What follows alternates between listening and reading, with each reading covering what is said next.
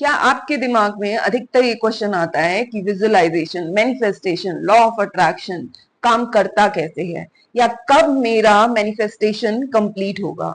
अगर ये क्वेश्चन है आपके दिमाग में, then do watch this video till end and subscribe to the channel if you have not. मैं एक एग्जाम्पल के तरीके से आपको एक्सप्लेन करूंगी कि कैसे ये सब काम करता है। फॉर एग्जाम्पल, रतन टाटा जी ने एक सपना देखा था जिनमें उन्होंने ये सोचा था कि 3 से 4 लाख इंडिया के एजुकेटेड लोगों को उन्होंने एक जॉब क्रिएट करके देनी है, जिसमें वो ये चाहते थे कि जितने भी पढ़े लिखे लोग हैं उनको जॉब मिले। वो income, source of income create करना चाहते थे एंड जिसके बदले वो सर्विसेज प्रोवाइड कर रहे थे। वहीं पर नाउ इमेजिन करने वाली बात ये है, ये उनका विजन था। वहीं पर एक इंसान है, एक डेवलपर है, जो कि आज की डेट में 10 लाख रुपए पर एनम कमा रहा है। उसका विजन, उसका मिशन, उसका गोल, मैनिफेस्टेशन ये है कि उसे इस साल 20 लाख रुपए पर एनम की जॉब मैनिफेस्ट करनी है, जिसके लिए वो एक्शंस ले रहा है, प्रिपेयर कर रहा है, सीवी क्रिएट करा, इंटरव्यूज के लिए प्रिपेयर कर रहा है या इंटरव्यूज दे रहा है। अभी समझने वाली बात यह है कि यहाँ पे टीसीएस में एक प्रोजेक्ट में जॉब वैकेंसी क्रिएट हुई, जहां पे उनको एक डेवलपर की जरूरत है बेसिस ऑन सम रिक्वायरमेंट्स। वहीं पर ये इंसान है जो उस जॉब के लिए प्रिपेयर कर रहा है, अलग अलग जगह इंटरव्यू दे रहा है।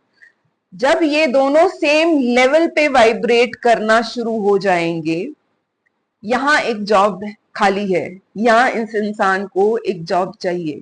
जब ये दोनों सेम लेवल ऑफ वाइब्रेशन पे वाइब्रेट करेंगे तो इस इंसान को ये जॉब मिल जाएगी और यहाँ प्रोजेक्ट में उस डेवलपर की रिक्वायरमेंट जो थी वो फुल हो जाएगी, वो फुलफिल हो जाएगी। अभी आपको समझ में आया कैसे हम जब भी बोलते हैं लॉ ऑफ अट्रैक्शन में you have to vibrate at the level और frequency of your manifestation. Means आपको प्रिपेयर करते रहना है। जब भी आप उस लेवल पे, सेम लेवल फ्रीक्वेंसी पे वाइब्रेट कर जाओगे, वो आपकी मैनिफेस्टेशन, विजुअलाइजेशन कंप्लीट हो जाएगी। आई होप इससे समझ में आया होगा। ये रूल आप किसी भी मैनिफेस्टेशन, विजुअलाइजेशन में अप्लाई कर सकते हैं। Relationship, job, health, business. एक और एग्जांपल दूंगी मैं बिजनेस के केस में।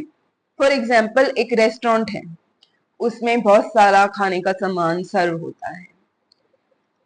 रेस्टोरेंट ओनर ने ये विजुअलाइज करा या वो ये चाहता है कि उसका बिजनेस इंक्रीज हो, उसका सोर्स ऑफ इनकम बढ़े, तो वो अपने एक्शंस ले रहा है। बिकॉज उसने रेस्टोरेंट खोला, मार्केटिंग कर रहा है, उसने अपने कुक को या शेफ को जॉब दी हुई है, सब कुछ सेटअप है, राइट?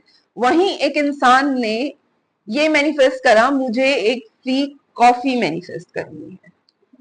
वो अपने फ्रेंड के साथ उस सेम रेस्टोरेंट में जाता है। इस फ्रेंड ने मैनिफेस्ट करा था फ्री कॉफी, दूसरे फ्रेंड ने मैनिफेस्ट करा था एक अच्छा टाइम मेरे फ्रेंड के साथ स्पेंड करना।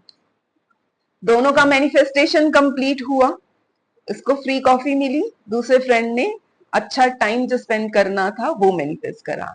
वहीं रेस्टोरेंट ओनर ने अपना बिजनेस, इनकम मैनिफेस्ट करी, जिससे जो भी वो सर्विस प्रोवाइड कर रहा था उसने क्या करा, उसने सर्विस प्रोवाइड करी उसके बदले, और उसको वो इनकम, मतलब जो भी पैसे, जो इनकम मिली वो उसने अर्न करी। वो उसका मैनिफेस्टेशन है। सेम टाइम पे जो उसके यहाँ पे सर्विस कर रहे हैं, क्लीनिंग कर रहे हैं या शेफ है, उनको by the end of month salary provide होगी। तो आप समझिए कि हमारा एक मैनिफेस्टेशन एक्चुअली बहुत सारे लोगों का अलग अलग मैनिफेस्टेशन कंप्लीट कर रहा होता है। इसलिए मैं अधिकतर बोलती हूँ, आप हर समय कोई ना कोई मैनिफेस्टेशन जी रहे होते हैं। या तो वो आपका अपना होता है, नहीं तो आप किसी और के मैनिफेस्टेशन में योगदान दे रहे होते हैं।